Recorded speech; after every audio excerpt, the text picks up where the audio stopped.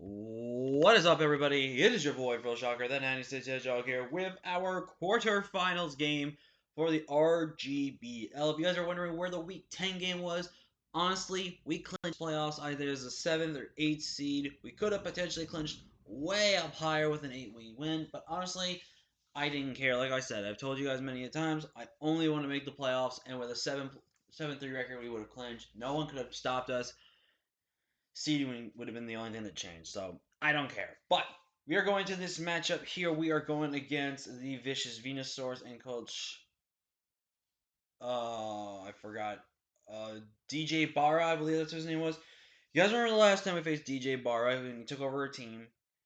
He 100% choked the game away, and I would have and should have won that game. But I made a mistake on the calc, and I had a miss of hacks happen to me. So a lot of things to factor here. But he did make a lot of transactions after the battle with me, and his team is completely different, I believe, since last time. I think he dropped everything except for Landers. So we're gonna go over kind of what. And the thing is, too, we have no idea what his Landers was last time because the Landers never got to hit the field, so we don't know. But looking at his team, though, he's got Land. If you guys are, actually, if you're excited for this quarterfinals team builder, hit the like button if you haven't already. Subscribe if you are new. Join the Fun Shocker crew today because you'd be familiar with the king of the crew. And with that being said, now let's break down DJ's team. He has got the Landers, T-Still, Vaporeon, Gothitelle, Vikavolt, Mesprit, Jirachi, Mega Pinsir, Sandslash, um, Zangoose, Reuniclus, and Gigalith. So he has a mini sand mode of his own, which is kind of weird to be honest. And he has a lot of psychic types. He has got 4 psychic types on his team. He has 2 ground types on his team. He has 2 bug types. Wait, no, he doesn't have 2 bug types. I was thinking of something else. Oh yeah, he does 2 bug types. He has so many repeated typing. So some of these builds were incredibly easy, but some of these builds were incredibly hard. So there's a lot to factor into this matchup. So looking at his team, I don't think he's going to bring Gigalith at all because Gigalith just has terrible matchup versus me. I also think Gigalith doesn't come just with the fact that I have my own sand, so he can just try to find some ways to use sand against me. Reuniclus could maybe come over Mesprit or Gothitelle depending on what he thinks. But honestly, I think Gothitelle is better to bring in this type of a matchup, and Mesprit is also really good to bring because of rocks. So there's potential leads on that, but he can still bring it if he think he needs to. Zangoose may or may not show up. We don't know, but it's because of toxic immunity, which basically means toxic boost, which means it gets a boost to its attack stats and all that, but being fear of toxic, so that's going to be one thing to kind of know right there. It has a base 90 speed stat, so it can be something that could be threatening if we're not careful around it. Sand Slash does have the Sand Rush and Sand Force. I believe he does have Sand Rush, right? I'm not stupid, right? Okay, I do have Sand Rush. It doesn't have Sand Force, so he could be maybe like a Scarf Sand Rush set, which could be really annoying versus us, but we have our own Sand Rush mode that can basically beat his. But he could still bring it as a way to abuse our sand and take advantage of that. It also gives him a Spinner, which he would really want for his team because he has no other way besides defogging with Landers to remove hazards. So that could be something he could look into it. And I do think Mega Pinsir has a relatively good matchup here too. Mega Pinsir, if it gets an SD up, is very scary. It is forced to run Jolly this game, so that's really good for us. But if it gets a Swords Dance up, we could be in a big trouble scenario. But if it doesn't get a Swords Dance up, we should be able to somewhat manage around it and be able to kind of handle it from there. But let's break down the 6th. I do think he's going to most likely bring. I think Landers, once again, because, again, he's got to pressure him at Zero Aura. Zero Aura is a massive terror against his team. So he's definitely got to be careful on that. Vaporeon, I definitely think comes. Is his really bulky defensive water. I think he's going to be like a max set to be able to counter my Excadrill, which will be very annoying. And actually, just let me look at something here. Oh, I might have looked at that with that on there. Okay, that's what I talked about. Anyways, Gothitelle, I think Gothitelle comes because trapping. Trapping is just super good against my team. I do have two Mons on my team that don't care being trapping against Gothitelle, which is going to be really good. And that might be my opportunity to potentially for a setup potential there. Vikavolt, I can even see there. Vikavolt could maybe be Specs, could be trying to take advantage of Trick Room in this matchup and stuff like that, so I don't know. So definitely something to factor in with there. I do think Mesprit comes, Mesprit being either his rocker and having Lando be his Scarf offensive mod, but have this as his rocker potentially, or maybe his next mod as well. But I think this is going to be kind of like mixed defensive a little bit. Probably leans a little more towards the defensive side than the special defensive side. This definitely could be one of his leads going against us in this matchup. So something to be very careful in knowing that with that. I do think Jirachi has a good chance to show up as well with Scarf, because Scarf Rachi can definitely be outspeeding us outside his hand, and it can be really annoying. But Rachi does have to be careful because we do have some options and we have some modes around us, and we could definitely plan around it. So definitely something to note right there in that type of respect. So with that being said, let's go ahead break down the team that we're hopefully going to get the vengeance that we need against DJ here in this matchup. So let's kick it off here, and we didn't get to bring him in the 2 games that he was going to come. I think he came in the week 10, but obviously, like I said, we got before.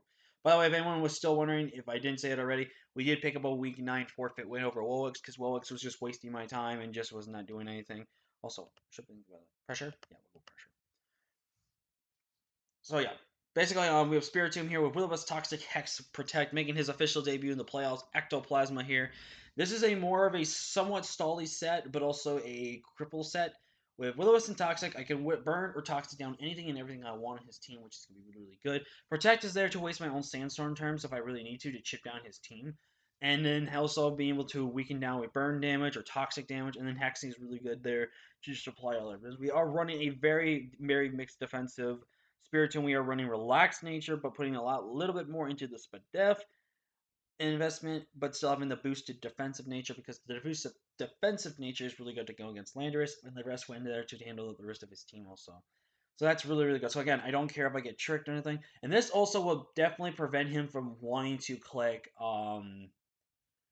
Trick Room a little bit, because he does have to be careful that I can kind of take advantage of Trick Room with my Spiritomb. So definitely something to know with that. Up next, we're going to bring Type, and this time it's Type's moment to shine our Savali. I was originally going to bring Dark, Savali Dark this week, but there was one thing I realized when I was thinking about it that Savali Dark can't do. That's beat his bug types. Now, very likely, if I can get a Flame Charge boost off, and then my Swords Dance off, and then click multi-attack, I can just win the game like there. But here's the problem with having that.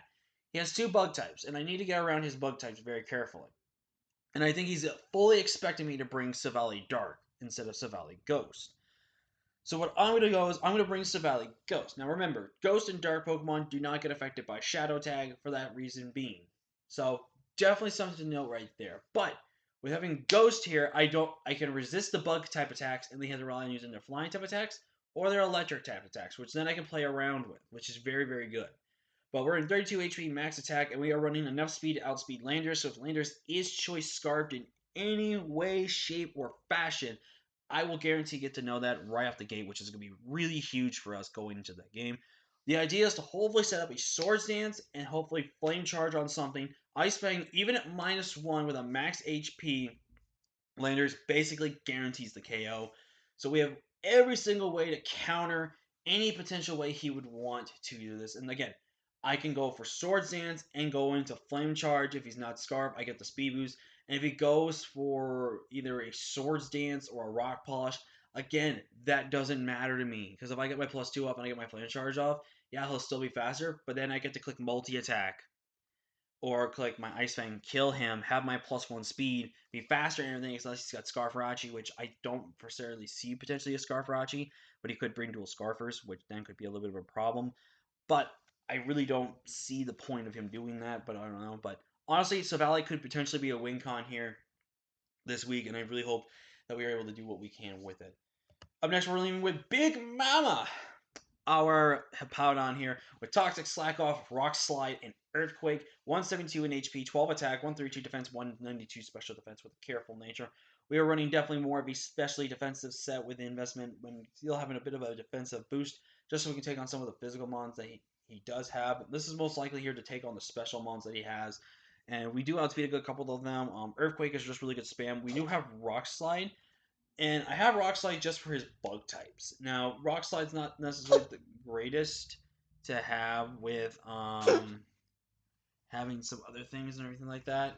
And also, sorry if you're hearing some things. My cat, I think, is sneezing on something or something like that. But Toxic plus Rock Slide can beat down Landorus. I can 1v1 Landorus and Swords Dance Landorus, which then is a problem. I have Slack out there for reliable recovery. This thing could just really sit in front of so many things on his team and just stall him out. And unless he does not have Heal Bell and Vaporeon, there's nothing he can do about the things I want to do with this team. So, up next, bringing them on that should have won us that game last time. We have Extra Jolt, this time with the Life Orb. Swords Dance, 3 attacks this time. Rock Slide, because it's absolutely necessary. Iron Head, which is absolutely necessary. And Earthquake. At +2, even if he's max defense Vaporeon, I kill with Earthquake. No ifs, ands, or buts about it. I 100% kill. Now, the thing with Landorus, and I'm going to double check this Landorus calc real quick, because I had to refresh my page. But at +1, I can still pretty much kill Landorus as long as he's not HP invested, which I think he might be. So if I get something at least 10 to 15% chip, but even with his investment, I should still be able to knock him out. Rock's like I said, there's there for the Vikavolt, which again is one of his main switch-ins. It's also a potential switch-in with Mesprit as well, but that's why Ironhead is also really good in this matchup.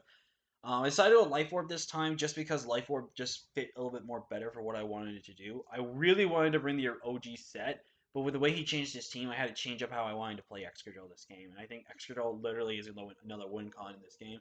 Also, if you hear sirens and stuff like that, I apologize. I cannot control that. That's my town. But we're running 112 in HP with that odd number of HP to make sure we have that odd number of at least recoil damage. Max attack, I'm at 4 in defense and 140 speed. I outspeed everything under sand, no ifs, ands, or buts.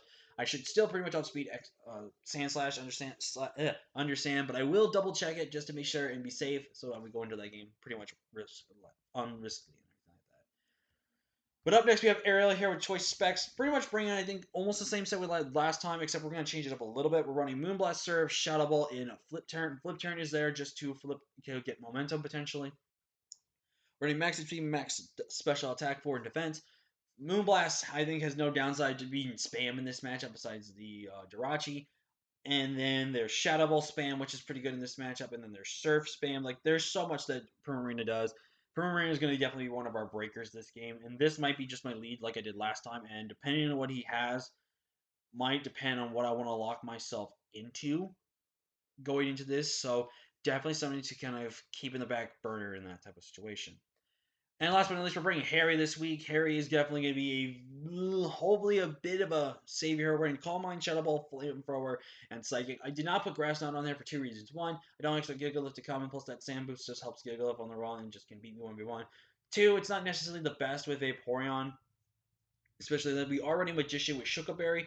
And the reason I'm going Shukaberry is just so I can take a hit from Landers, especially if I'm already Calm Mind up and everything, and I can just be able to take a hit back and just knock him out. And what's really cool too is like say he eats my Shukaberry, he attacks me, and he's Scarf. I get his Scarf, and then I can lock myself into Psychic, Shadow Ball, or Flamethrower.